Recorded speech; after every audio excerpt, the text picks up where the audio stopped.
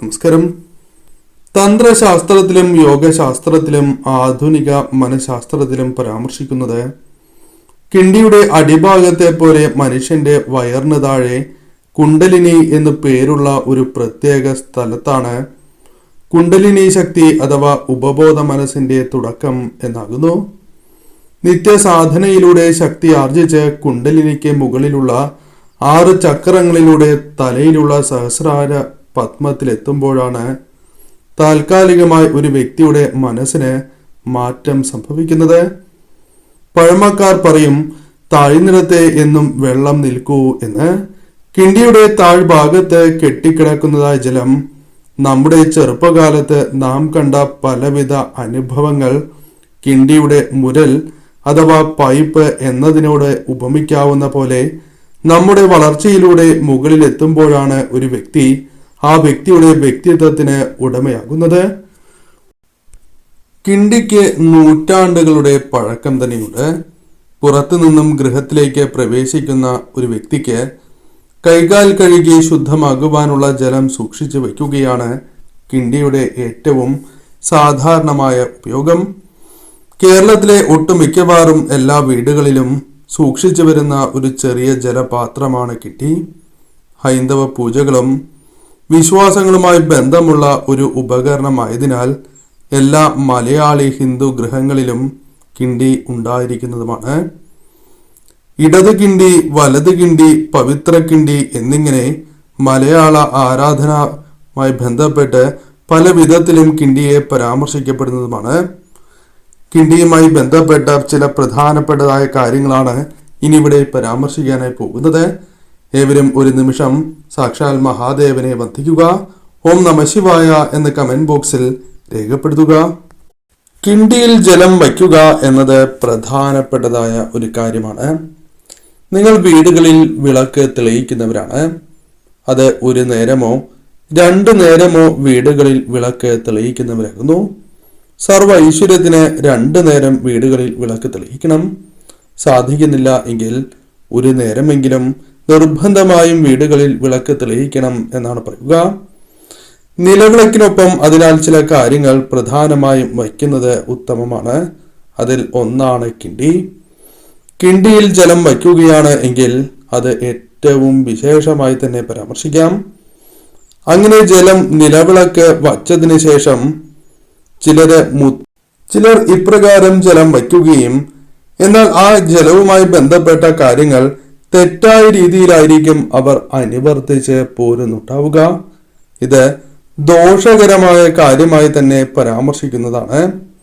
ചിലർ നിലവിളക്കിനടുത്ത് ജലം വച്ചതിന് ശേഷം, കിണ്ടിയിൽ ജലം വച്ചതിന് ശേഷം ചിലർ അത് മുറ്റത്ത് ഒഴിച്ച് കളയുന്നവരാണ്.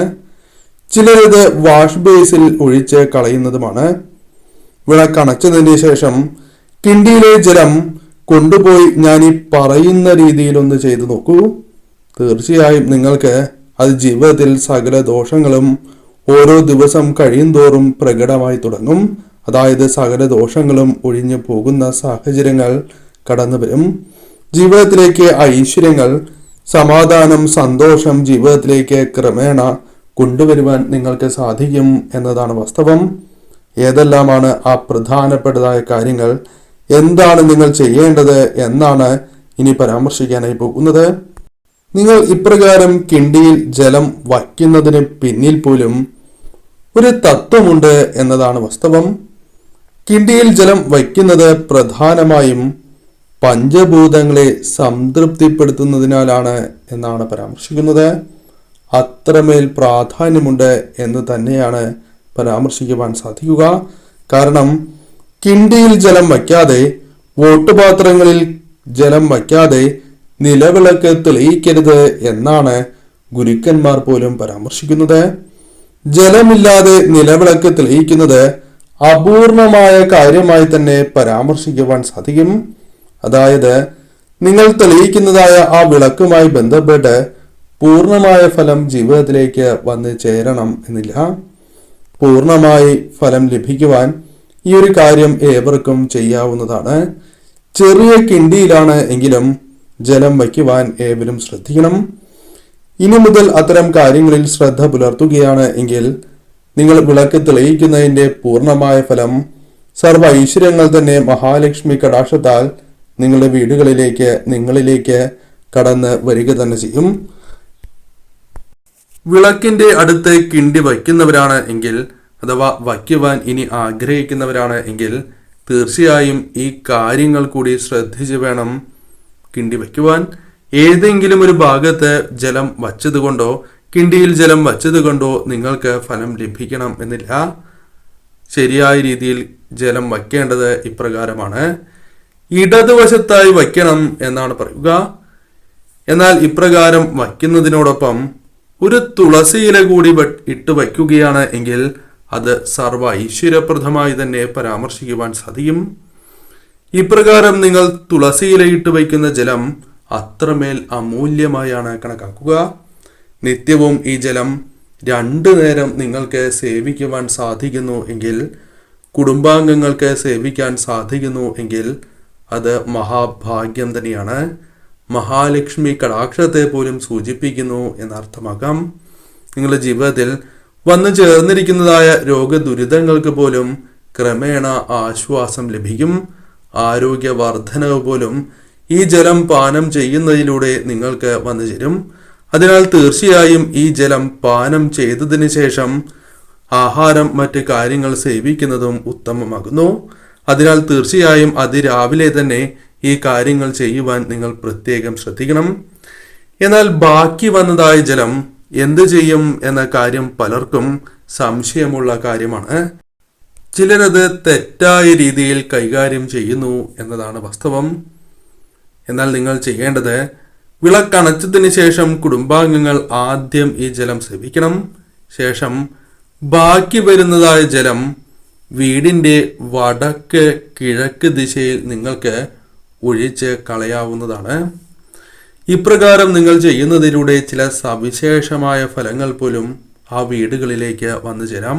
അതിൽ പ്രധാനമായും പരാമർശിക്കുന്നത് വാസ്തുദോഷം പോലുള്ള കാര്യങ്ങളാൽ പ്രയാസങ്ങൾ അനുഭവിക്കുന്നവർ, ദുരിതങ്ങൾ അനുഭവിക്കുന്നവരാണ് എങ്കിൽ അത്തരം ദോഷങ്ങൾ ഇല്ലാതാകും എന്ന് തന്നെയാണ്. അത് നിങ്ങൾക്ക് ശുഭകരമായി ഭവിക്കും. അതിനാൽ ഇപ്രകാരം തന്നെ ചെയ്യുക. കടബാധ്യതകൾ, ദുരിതങ്ങൾ ജീവിതത്തിൽ നിന്നും അകന്നു പോകും എന്നും വിശ്വാസമുണ്ട്. അതിനാൽ ഇപ്രകാരം ചെയ്യുന്നത് നിങ്ങളുടെ ജീവിതത്തിൽ എന്തുകൊണ്ടും അനുകൂലമായ ഫലങ്ങൾ നൽകും. ഈ ദിശയിൽ ഒരു ചെടിച്ചട്ടിയിൽ ചെടിയുണ്ട് എങ്കിൽ, അല്ലെങ്കിൽ ചെടിയുണ്ട് എങ്കിൽ അതിന് കീഴെ, അതായത് ആ ചെടിയിൽ ഈ ജലം ഒഴിക്കുന്നതും സർവ ഐശ്വര്യപ്രദം തന്നെയാകുന്നു. എന്നാൽ ശ്രദ്ധിക്കേണ്ടതായ കാര്യം, ചെളിവെള്ളത്തിൽ ഒരിക്കലും ഈ ജലം ഒഴിക്കാൻ പാടില്ല എന്നുള്ളതാണ്. ആളുകൾ ചവിട്ടി നടക്കുന്നതായ ഭാഗത്ത് ഈ ജലം ഒഴിക്കരുത്. അപ്രകാരം ഈ ജലം ചവിട്ടി നടക്കുന്നത് ശുഭകരമല്ല എന്ന് തന്നെ പരാമർശിക്കാം. അതിനാൽ തന്നെ ചെടിയുടെ ചുവട്ടിൽ തന്നെ ഒഴിക്കുവാൻ പ്രത്യേകം ശ്രദ്ധിക്കണം. അല്ലെങ്കിൽ ഈ ദിശയിൽ ആരും ചവിട്ടാത്ത ഇടത്ത് ഒഴിച്ച് കളയാവുന്നതുമാണ്. ഇപ്രകാരം ചെയ്യുന്നത് ശുഭകരമാകുന്നു. അതിനാൽ ഇനി മുതൽ വിളക്ക് തെളിയിക്കുമ്പോൾ ഒപ്പം ഒരു കിണ്ടിയിൽ ജലം കൂടി വയ്ക്കുവാൻ പ്രത്യേകം ഏവരും ശ്രദ്ധിക്കുക.